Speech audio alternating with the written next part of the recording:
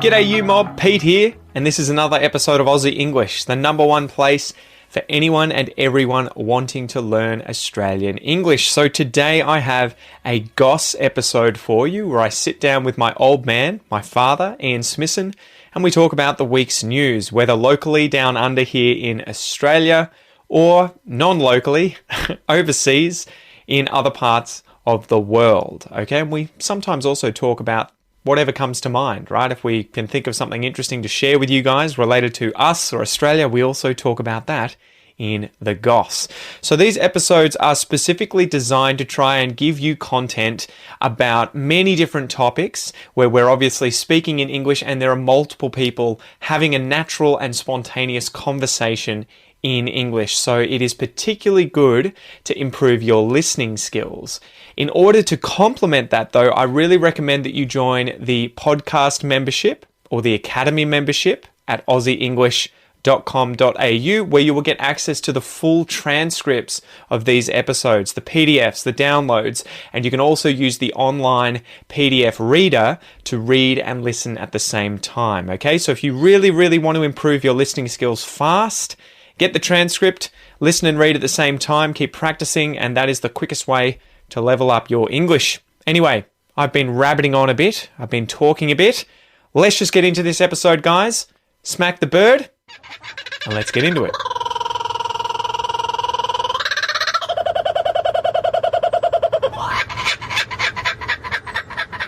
How you going? Good. How are you? Good. Long time no see. You're opening another one. Kombucha, don't panic. Kombucha. Actually, no, I'm still on the apple cider vinegar. Yeah, I'm still on my glass of water. Yeah. Although far out, I've been drinking a lot more. Gin and tonic straight after this, I think. Yeah, I've been drinking a lot more now that it's lockdown. I tell you what. I've been drinking less, I think, because I haven't been seeing you. I think it's just dealing with children. Not that you drive me to drink. It's just the social aspect. Well, for us, I think it's more that relaxation thing. So at the end of the day, you just like, give me a damn beer. Jesus. Yeah, I probably have a gin and tonic or two about 3 or 4 nights a week, and then maybe a glass of wine. That's about it. It's funny, I'm not a beer drinker by myself.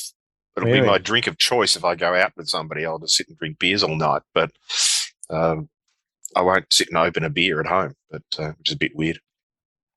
Yeah. I won't drink whiskey by myself either. And I love, as you know. Yeah, I'm sort of the same. That's why I've got so much in my closet here, Dad. Yeah, because you just don't sit there and gargle away. So no. It's a social thing. Well, and this was this weird thing. I had this article that I was reacting to. I wonder if I can find it. I should try and spin you past it. But one of the things in it was differences between America and Europe. And it was like waking up in the morning and having a drink.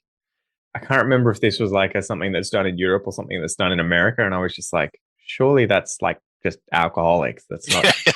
That's not the norm anywhere, right? No, I wouldn't have thought so. I don't know that. Well, you've been to France. I haven't, but I don't know that people in France who are some of the biggest wine drinkers in the world will get up in the morning and have a glass of wine with their porridge, or their eggs and bacon. I don't remember that. No, they'll certainly drink, and I know almost everybody from teenagers onwards will drink wine with dinner, but that's just what they do.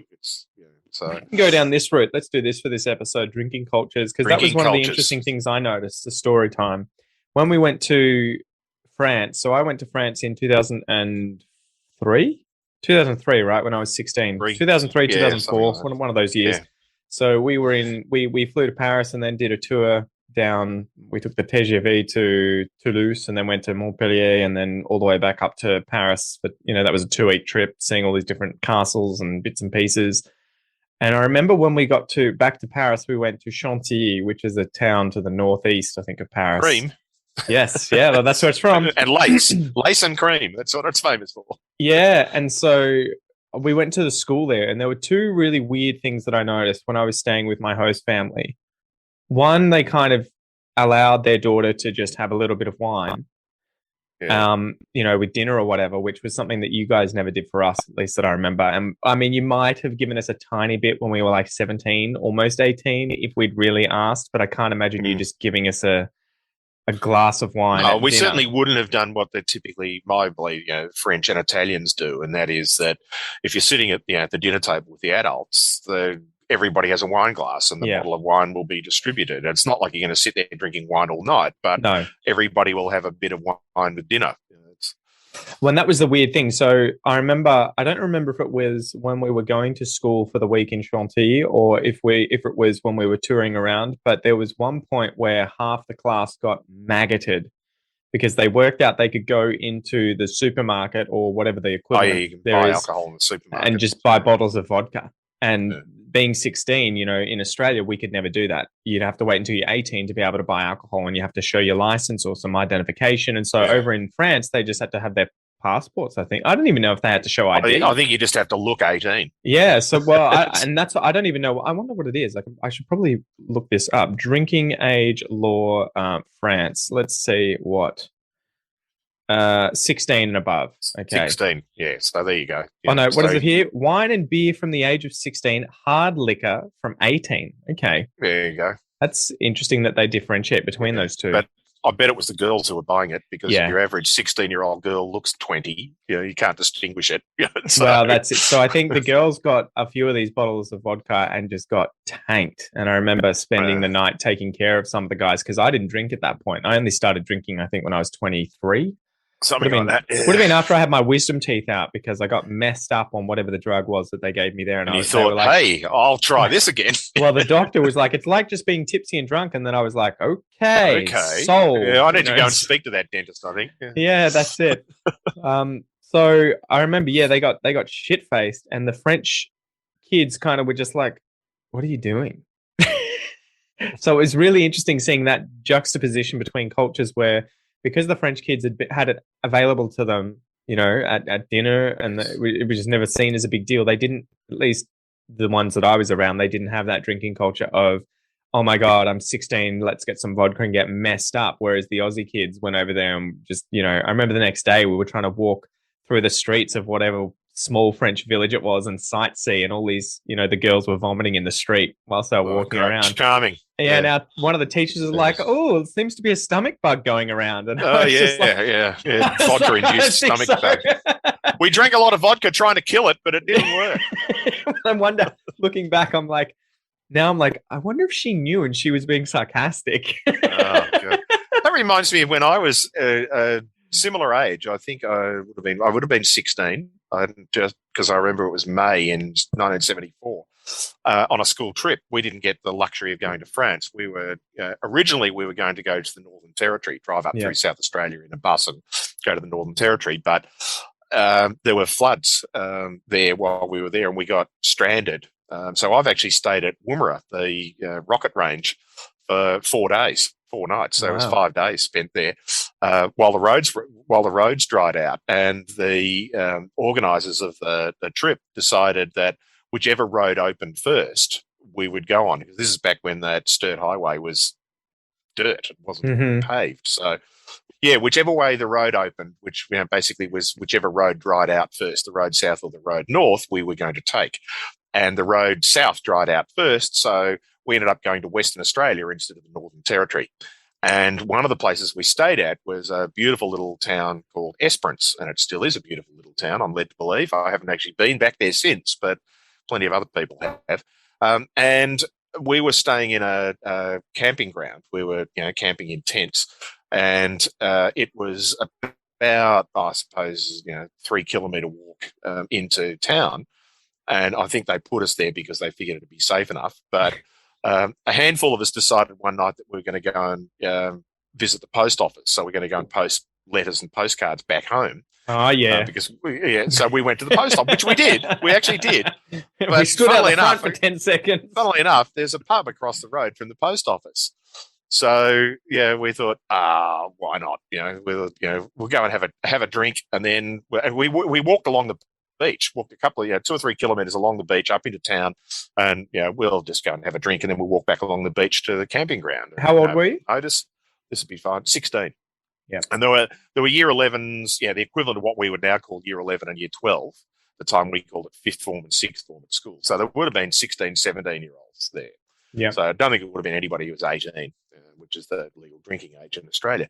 And so we went, sitting in the bar having a drink, and then 3 of the 5 teachers who were with us walked into the bar. And you go like, and they're all young. You guys need to leave. And this is when I was at high school. We were in the early 70s. there was a real lack of high school teachers in Australia, where there just wasn't enough of them to go around.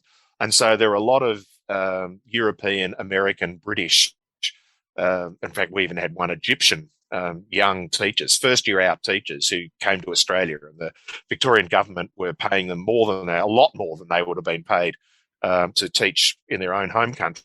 Plus, they were paying the airfares, and I think they got a year's worth of accommodation and stuff. So it was really a pretty good deal.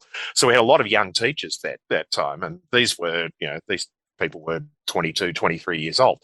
So there were 3 of them walked into the bar, and the 5 of us were sitting around the table, and the 2 girls that were with us went, "Oh, shit, we're in trouble now." And I just said, "No, we're not. We're all right." And I said, "What are you talking about?" I said, I'll take care of this." So I walked over to these 3 because I knew 2 of them quite well. They were both they'd both taught me for a year or 2 beforehand, and they looked at me and went, "What the hell are you doing here?" And I said, "I can say the same thing to you." And they went, "You buy, we'll shut up." Really? So we bought them a couple of rounds. So, and then the next night we're going down to the post office. "No, you're not." Mm-hmm. So yes, so that one was one where the teachers actually didn't quite facilitate it because we were already there, but they agreed not to say anything because they knew full well that while they were supposed to be back in the campground supervising students, they weren't supposed to be at the pub drinking. So Jesus, quite funny. So what do you think of Australian drinking culture compared to, say, America or Europe? I guess that's what we were sort of getting started with. Yeah, we did. Well, there is a big difference I feel, at least between France and Australia. I can't really expand I haven't travelled in continental Europe, so I can only go by reputation. You've only been to Great Britain. So I've been to Britain, which is probably not a 4 or 5 example. times now, which is not greatly different from Australia. There are some differences in British pub culture rather than drinking culture, I suspect, in that British pubs are like a sort of little community centre almost, that people just tend to congregate there. And yes, they drink, but there's always food, and there always has been, and so it's a sort of a place to go to socialise, which is the same typically with pubs here, but particularly little country towns in Australia, pubs are like that it becomes the congregational place for people to go to. The watering hole. Sporting clubs are the same. Yeah, the watering hole. And sporting clubs are the same in country towns. The football club, the cricket club, the bowls club, the golf club, the netball club. Funnily enough, a few years ago, most netball almost exclusively is played by girls and women in Australia. And football and cricket clubs used to be almost exclusively men. Now, a lot more women are now playing football and cricket, thankfully. But netball and football clubs combined. Obviously, they realised that if they wanted socially, particularly in country towns and suburbs, if you're the social centre, why not have men and women together? So they did. But so those clubs have become the sort of pub equivalents, if you like, of people go down to the local club and have a drink and a meal and stuff. So. And so I think there's an element of that sort of drinking culture that is around socialising and so on. It's going to a place that will serve you alcohol. It's not going to a place to drink alcohol, if that makes sense. When I was a teenager in early 20s, I used to go to the local hotel quite a lot, even before I was 18. But it wasn't, you didn't go down there to get drunk. You went there to socialise with your friends. It was the place to go to socialise. And yes, there was food available. And by the time I was going to it, we'd gone past 10 o'clock closing. There were, midnight closing on bars that had bands. So you could go and listen to live music and so on. So it was a place to be. Do you think that mobile phones kind of ruined that sort of, what would you say, the sporadicity? I don't know, the sporadicness. Spontaneity of just catching up, where you would be like, well, we'll just all show up at this place on a regular basis. You knew you were going to see people on a Friday night or a Saturday night at the pub. Because I don't think that happens the same way anymore, right? It probably doesn't. I don't know. Because you'd organise it. You'd just be like, I'm here, I'll text you, boom. It's like, whereas okay, I'll this be there one too. was, typically we would,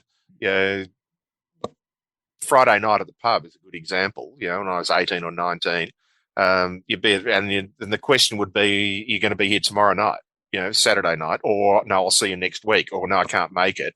But then there'd be other times where I probably didn't go too often by myself, but it'd just be one mate, you drop round to their place at 7 o'clock on a Friday night and say, "Hey, do you want to go to the pub?" You'd go, and you'd know half the people there. Whereas now, I think you're probably right. There's a lot more of the, we've got our own little friends text messaging group. We go, "Hey, we're going to the Bar and Heads Hotel, or we're going to go to Fred's place, and we'll get pissed." Just whatever it happened to be. I think there's a lot more of the, you went to the place because you knew other people were going to be there, whereas now it's more organised to go and go to wherever people want to be.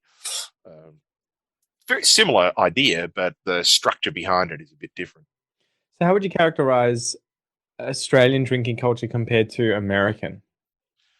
Look, I think it's very similar. We don't have the frat stuff, right? So no, we don't. Well, yeah, we don't. That again is not so much drinking culture. That's just idiot men with nothing better to do, young men with nothing better to do, and usually they're idiot young men who have got money. Because if you're going into a fraternity, in a fraternity house in particular, you're paying a lot of money to go and live in this house while you go to university. Yeah. So I think it's a different mentality. We don't have that concept. We don't have fraternities in higher education in Australia. Well, you'd have the closest thing would be like those colleges, right? Yeah, if you go to colleges, residential halls, which although they have people like manning them and supervising you generally to make sure that that's well, I lived at home when I was an undergraduate student at university, and but I had friends in college, the residential halls at University of Melbourne, and every now and then there'd be one of my friends would say, "Hey, come over and have dinner at the college," and you'd go, "I'm not dressed for it," because often you'd have to dress for dinner, and back in the 70s. But often it was, "Oh, well, we'll just come around to my room later," and if you knew where you could get in. Some of them had external doors, and so you could just go and bang on the door. Others, you needed to let them know when you were coming, and they'd have to come and let you in because you needed a key pass to get into the the big halls. That was my experience when I was at uni as well, with friends at the different colleges. It was pretty much the same. Yeah, there was no sort of random things, but there are certainly a couple of nights that I've spent sleeping on the floor in friends' rooms after being out partying, and I know, and I won't use her name, but because she'll be listening. She might, I doubt whether she'd be listening, but one female friend of mine who was at a college there, I slept on her floor a couple of times, and there's purely platonic relationship. There was never anything. She had boyfriends at the time, but and I know there are a few funny looks that we got walking out of her room together in the morning to go and escape. But that's that sort of thing happened. But that's a sort of an aside for the drinking thing. So we don't have this fraternity idea, and certainly those colleges didn't have a drinking culture. There was no big time parties in people's rooms because there are always people supervising, and you'd be very quickly told to shut up by 10 o'clock at night. There weren't the raging parties and stuff. Whereas if what we're to believe by what I understand of fraternity houses and things are, and sorority houses as well, the female equivalent in America, there is no supervision there. They're just a bunch of kids living in a house and effectively unsupervised. Not that your average 18 to 20-year-old should have to be supervised, but we used to go to pubs a lot. And I don't know what you did when you were at university. You didn't drink until you effectively finished undergraduate university. So yeah, pretty much. Yeah. No, a lot of people did that. I mean, again, though, going to Melbourne University, there were always just so many pubs around, and they would have been the same pubs you went to. Yeah. Oh, exactly. Well, funnily enough, there is actually a bar on the Melbourne University campus now. There was always the bar in University House, but that was for staff and faculty only, and you had to be a member. Was that the one upstairs in Union House? No, there is now a bar in Union House. That wasn't there when I was there, and just a student bar. And everybody used to say, well, you'd get visitors from other universities say, how come there's no bar on campus? And you go, there's 42 hotels within a kilometre of the university.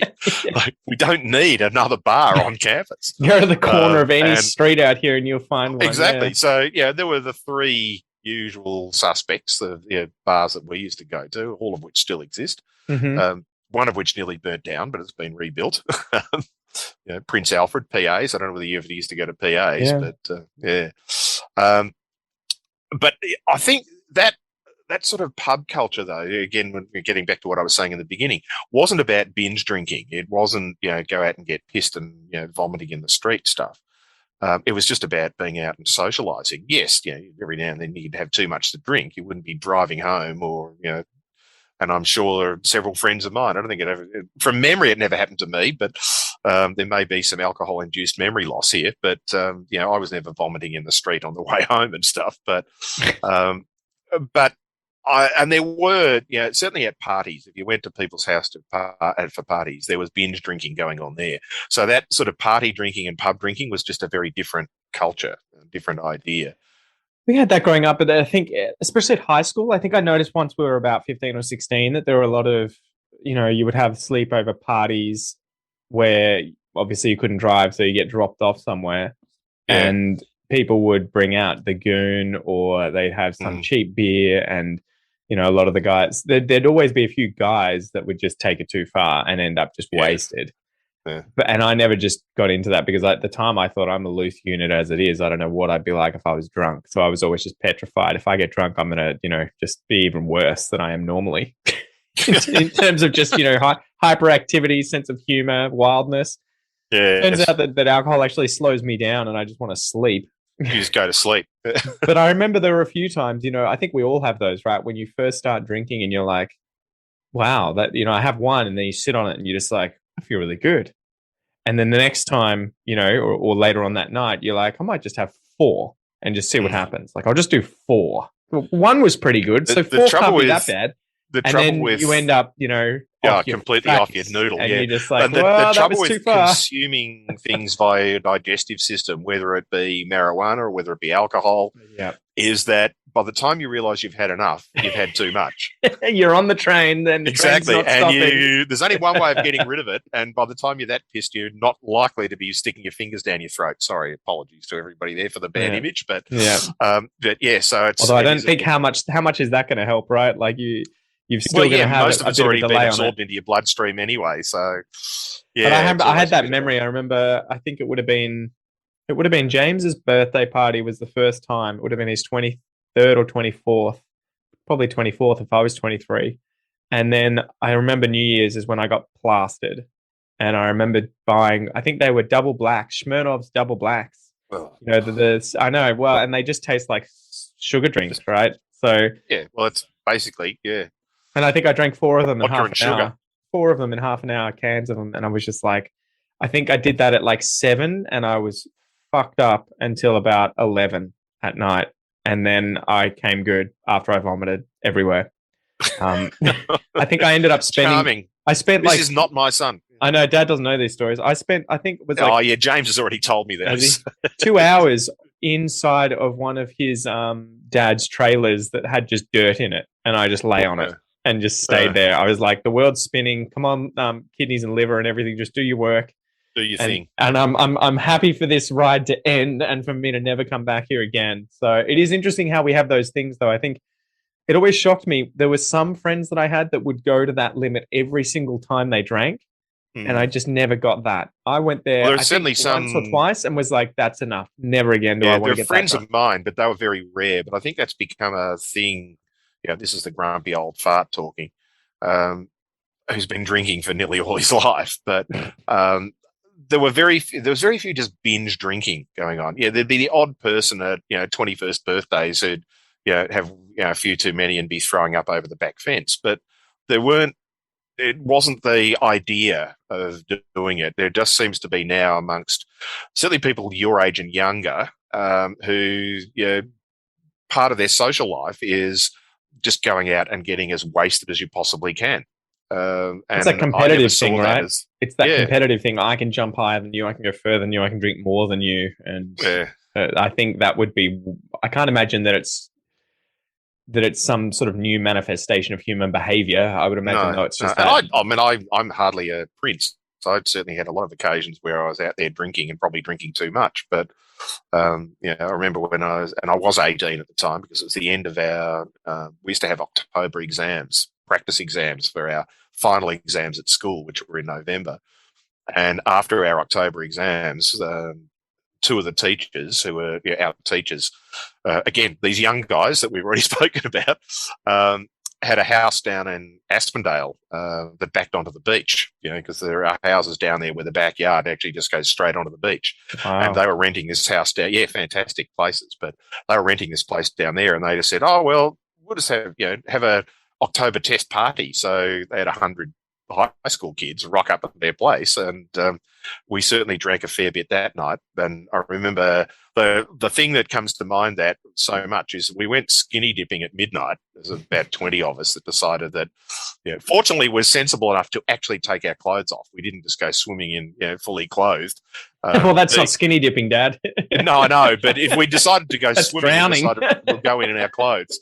And then, being about 8 or 9 kilometres away from home, walking home in wet clothes wouldn't have been fun at 2 o'clock in the morning. But so we went skinny dipping, and this friend of mine that was there, he decided that I wasn't driving at the time, but he decided that he'd driven there, and he decided that he was going to drive us home. And we realised that he was probably too intoxicated when he was trying to undo the lock in his car with his watch. Because that was the only thing he could find in his pocket after putting his pants back on after skinny dipping.